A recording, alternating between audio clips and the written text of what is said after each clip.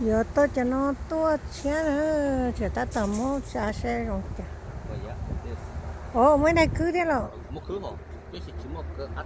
Cho fans khó nó thôi cái chưa. Có tao giờ cho mấy là cứ thôi. Cho nó ta tỏ đó cho nó cái bóc cái lầu. Ồ đó. Cho nó cho storm nhà cái nữa cho nó cho bóc cái lầu. Cho lầu sao? Lầu. Đi cho gì nè, có chỉ lấy mốt hoặc nó.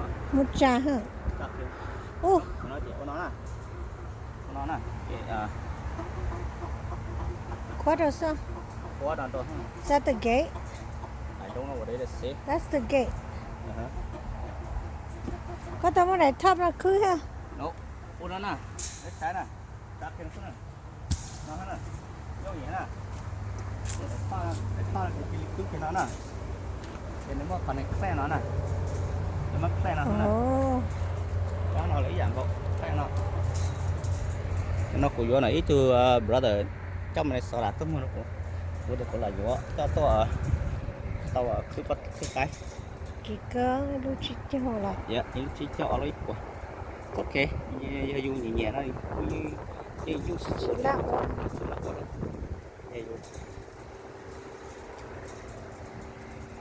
nó chẳng chừng ra ôi chị họ phải từ quá yeah, color is even there. Yeah, it should be even like this. Right here, it's not even. I know.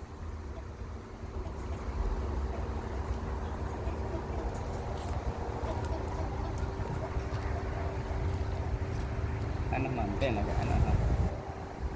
Are you sure? Maybe it's a little bent. That's why this one will go in. Maybe this one. It's like Let me hole. get like. Chắc có mua chị hả sao?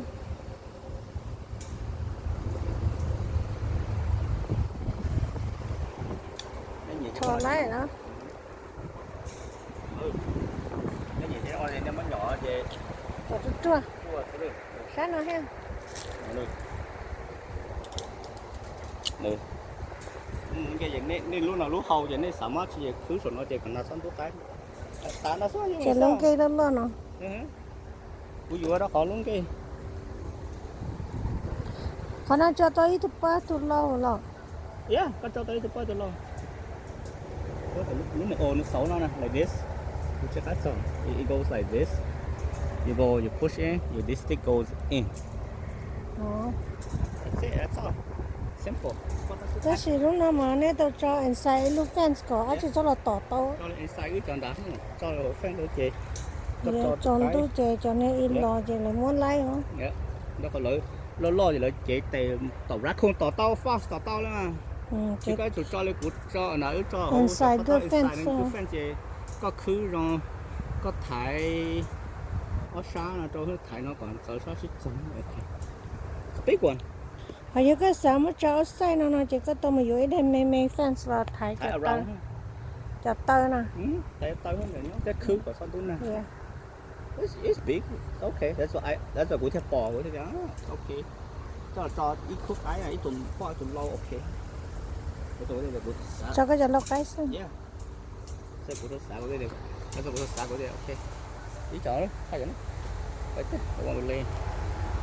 Dạ, cho nó hết nó cho nó đâu nó mua trâu lú đi à.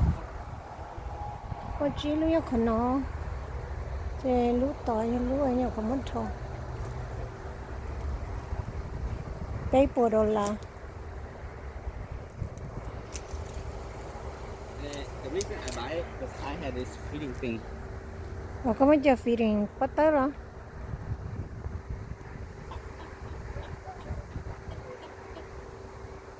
Nếu giờ chỉ mới trông loại này nó nào to ha. Nên beo này là những tối vậy.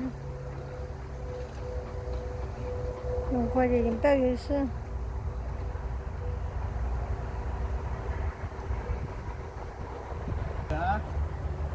Đó phí đó như các cái đi khó đơn đầu đó ha. Nó ha. Tôi đây ha khổ lắm. Cái đây khổ vậy có chơi đi. Quá lên nó. Xài đã. Nó mất khá quá vậy à. Look good. Yeah. Là chế hậu tôi nó đồ nó rất là. Là chế tao không ha. giờ cái chuyện này khai cái trái lý thử trở lại cái trái không ốc sai nữa chứ cho đồ nó muốn nó tả nó lấy nó cái cho tụi lâu giờ là xin chờ cái cho tụi po cái gì rồi cái cho tụi po nó nó cái gì cho lâu nó khổ được ở sát sáng cọc với let me catch this back cho nó khó lo nó cho lâu nó cho cái number one nữa nó cụt khó lo cụt cụt lẹ cô xí này cho lâu nó chơi number one this kia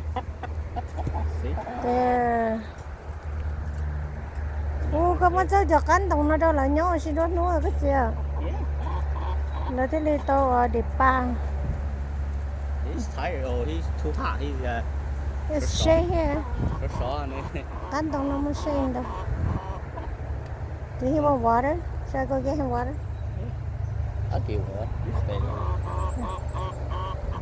mới giờ đây này hả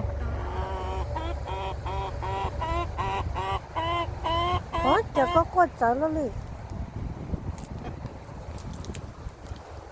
anh này chả nó có quạt gió luôn à chả nó quạt khá nè ồ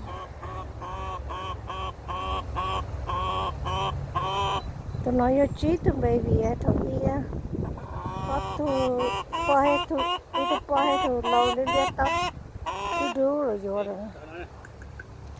Drink your water, mister. Go eat your food.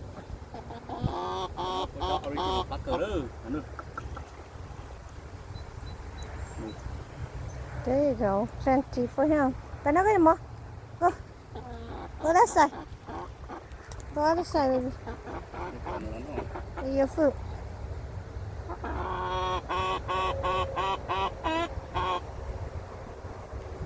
He's making funny noise.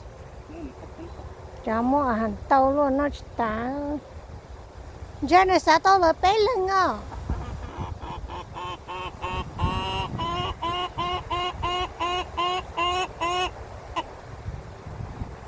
rồi nhà này nó chai à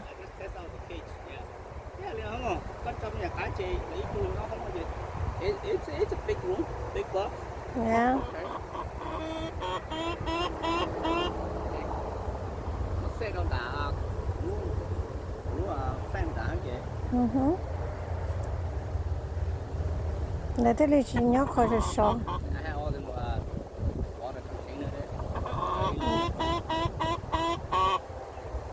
Chân chỉ hậu đây đi nào. I'm so scared. Cause bỏ nó này bỏ nào là. Cái thanh shari nó sao đâu. Nếu có tới trên ở bên nhà của yếu tôi. Nó cũng có original chỗ đập bắt cửa nữa. Nó cũng đập bắt cửa. Cái xin nó là thứ gì dụa tụi đú là mới dụa thì cho tụi kho nơi lấy cài dụa vì đó kho nơi tụi để tao đốn trái khô nè xí nó khô cái tơ khó tụi đừng khô ta khô cái tơ rồi nó mới lấy tụi chế nó cricket thô ôi mình khô tụi tơ này chị lấy nuôi cho hết xe của trên khô tao nó giờ lấy cài dụa